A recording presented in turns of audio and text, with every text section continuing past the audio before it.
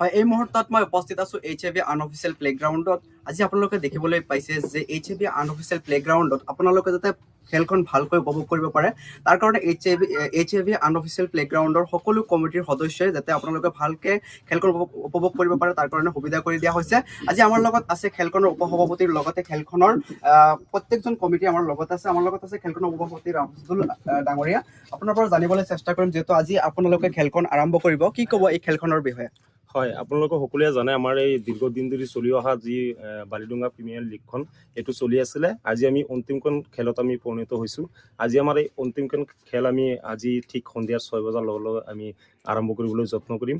আৰু এই খেলখনৰ জৰিয়তে সকলো ৰাইজক আমি আহ্বান কৰিব বিচাৰিছোঁ, সকলোৱে যাতে দলে বলে ইয়াত যোগদান কৰি আমাৰ এই খেলখন পৰিচালনা কৰাৰ ক্ষেত্ৰত তেওঁলোকে যাতে আমাক সহায় সহযোগিতা আগবঢ়ায়। আৰু আমাৰ সন্ধিয়া ঠিক 6 বজাৰ লগে লগে সাংস্কৃতিক সন্ধিয়া এটা অনুষ্ঠান আমি ৰাখিছোঁ। আৰু লগতে আমাৰ অতিথিবৃন্দসকল আহিব আৰু ইয়াতে আমাৰ কমেডিয়ানসকল থাকিব।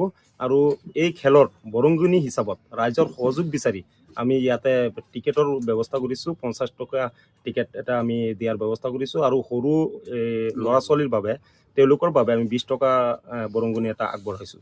আৰু সৰ্বত আমি সকলোকে এইটো আহ্বান জনাম যাতে আমি শান্তিপূৰ্ণভাৱে এই খেলখন পৰিচালনা কৰিব পাৰোঁ। তাৰ বাবে সকলো ৰাইজে আমি কমিটিৰ ফালৰ পৰা সকলোকে আমি অনুৰোধ ৰাখিছোঁ তেওঁলোকে যাতে আমাক শান্তিপূৰ্ণভাৱে এই খেলখন পৰিচালনা কৰাৰ ক্ষেত্ৰত সহায় কৰে। আজিৰ এই খেলখনত মুখ্য অতিথি হিচাপে আপোনালোকে কাক নিমন্ত্ৰণ জনাইছে? হয়, আজি আমি এই অন্তিমখন খেলত আমাৰ মুখ্য অতিথি হিচাপে আমাৰ সমজিলাৰ আৰক্ষী অধীক্ষক ডক্টৰ দিগন্ত বৰুৱা ডাঙৰীয়া আৰু লগতে আমাৰ বুঢ়াগাঁৱৰ ৰাজহুৱা চক্ৰ বিষয়া মহোদয়, তেখেতসকলক আমি মুখ্য অতিথি হিচাপে আমি এই খেলখনত আমন্ত্ৰণ জনাইছোঁ।